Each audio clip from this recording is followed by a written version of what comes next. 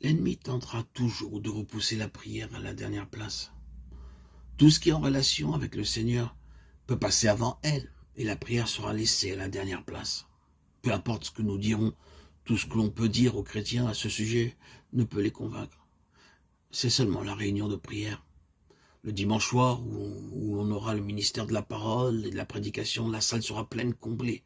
Le soir, où a lieu la réunion de prière, on utilisera une petite salle qui ne sera peut-être qu'à moitié pleine. Et cependant, le dimanche, on avait rappelé que notre ministère le plus important, c'est la prière. Que tout disparaît si la vie de prière manque. On peut répéter tout ce que l'on veut à ce sujet, le souligner en insistant. Ça ne fera aucune différence. Je dois confesser être dérouté par le fait que tant de croyants spirituels, car je leur fais le crédit de l'être, rempliront les réunions, les conférences où se fait la prédication, mais seront rarement vus dans une réunion de prière, ou laisseront à quelques-uns le soin de prendre part à la vie de prière corporative de l'Assemblée. Et c'est ainsi. Il en est exactement comme cela. Comme si le fait d'écouter une prédication était la première chose, la chose importante. Comme si avoir un enseignement et une vérité biblique était plus que toute autre chose.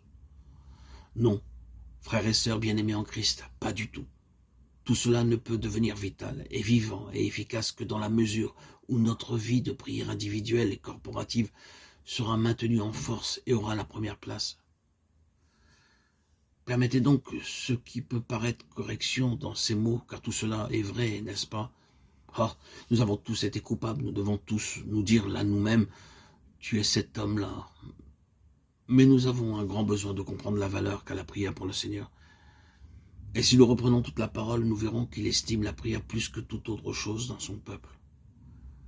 Si nous considérons sa propre vie de prière, combien nous sommes étonnés que celui qui est le Fils de Dieu et tout ce qu'il était maintienne une telle vie de prière. Longtemps avant qu'il fît jour, où il continua toute la nuit, il priait. Et n'avons-nous pas remarqué que certaines des plus glorieuses révélations de la vérité que nous ayons dans la Bible sont venues dans la prière, sont des prières? Relisons ces prières de Paul dans les Éphésiens et les Colossiens. C'est à cause de cela que je fléchis les genoux devant le Père. Éphésiens 3,14. Il continue ensuite et nous donne sa prière. Et dans cette prière, nous avons une révélation incomparable. Elle lui a été donnée dans la prière, de sorte que notre enseignement est basé sur la vie de prière d'un homme. Notre lumière, dans sa véritable valeur, vient de la prière. Il n'y a pas de lumière de valeur réelle qui ne soit née de la prière. Toute la valeur de la vérité dépend de la prière qui est à sa base. De sorte que nos réunions et toutes nos prédications ne resteront que des choses négatives s'il n'y a pas de notre part une vie de prière correspondante en relation avec elle. Il nous faut prier pour recevoir et pour donner. Et nous sentons qu'après des réunions, nous n'avons qu'une chose à faire. C'est de prier plus que jamais sur la base de ce qui nous a été dit et de l'apporter devant le Seigneur. Si nous faisions cela, combien nos réunions porteraient plus de fruits? Au lieu d'avoir des notes sur le papier, nous aurions la vérité dans notre vie. Au lieu d'avoir entendu et de connaître plus de vérité, nous entrerions dans la puissance agissante de cette vérité si nous approchions du Seigneur avec cette vérité. Personne n'est plus conscient du besoin d'entendre ce que nous disons, que je ne le suis moi-même aujourd'hui. Mais nous parlons ensemble de tout cela, je crois que nous le prendrons tous à cœur. Oh, que le jour vienne où, non pas pour le nombre, il ne s'agit pas de compter les têtes, mais que nous voyons le jour où, parce que nous aurons tous reconnu la place prééminente de la prière, les réunions de prière seront aussi nombreuses que les réunions de prédication.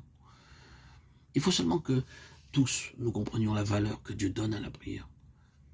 Et nous les regarderons comme aussi importantes au moins que les autres réunions dans lesquelles est traité un sujet ou est faite une prédication. Que le Seigneur fasse brûler cela dans notre cœur, car c'est l'œuvre la plus importante, la prière. Nous n'avons pas dit beaucoup de choses, mais elles sont très importantes. Souvenons-nous de ce que nous avons dit à l'égard de la détermination de l'ennemi d'empêcher la prière.